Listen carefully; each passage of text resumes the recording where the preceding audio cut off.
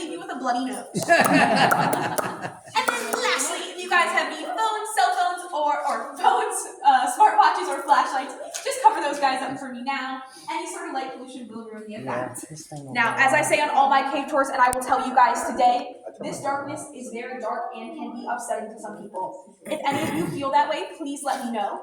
I won't be able to tell because I can't see you. And I don't want to make anybody upset, so please just tell me. I'm more than happy to do my spiel in the daylight. Now, I will say, I do have my fancy black lights on me, so I'll give you guys a little snippet into what the black light tour would be if you guys were to go on that once I turn my lights off, because we're going to watch some of our formations glow. All right, is everybody ready? I'm going to hop over to my breaker box. Yep. It's going to be dark. All right, guys, are you ready? And 3, 2, 1. Yeah. All right, so welcome to Total Natural Darkness. Now, this level of darkness can only be achieved in 2 other places in the world other than in our cave systems. That first place is going to be the ocean floor, and the second is the Amazon rainforest floor at night. The tree canopy there is actually so thick that no moonlight or starlight can penetrate through. Wow. But enough of that boring stuff. Let's watch some stuff glow. Oh, neat. I didn't even think this much stuff would glow.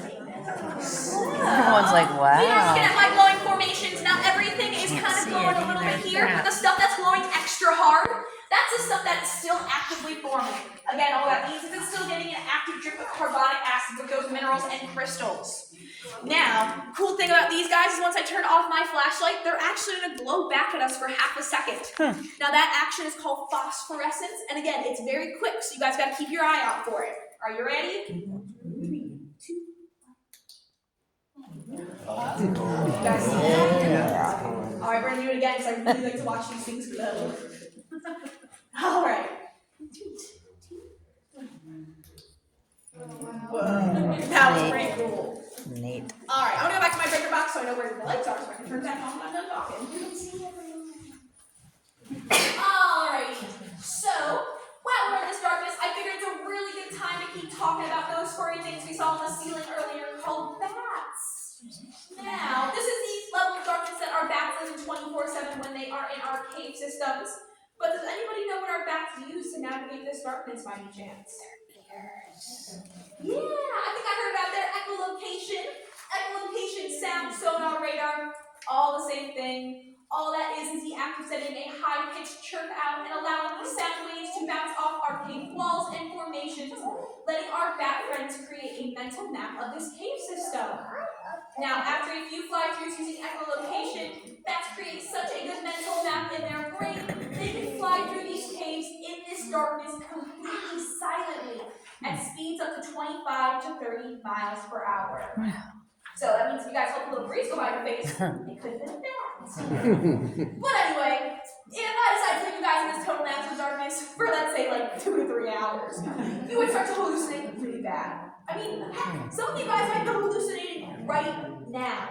If any of you think you can see someone next to you, any cave walls or formations, or even any lights out of the corners of your eyes, don't worry, you can't. It's just your brain playing tricks on you. Now, we do have 2 cool science experiments for you guys to test out with us in this cave, in this darkness. Our first one, if you guys want to open up your eyes and wave your hand in front of your face, if you think you can see your hand, close your eyes and try it again. Chances are you're still going to see that hand. That's because your brain knows you're waving your hand in front of your face, so it's going to trick you into seeing a shadow hand. Again, you cannot see in this darkness, don't worry. Your brain is working on overdrive right now, trying to figure out what the heck is going on. Alright, we got one more science experiment to do in this darkness together before I get my light back on. So for this one, all you guys can do is take your pointer finger and stick it on the end of your nose and wiggle your nose around. And it makes it look like you're picking your nose. I found my nose in the dark. Tick, tick. I was holding my watch. It was glowing.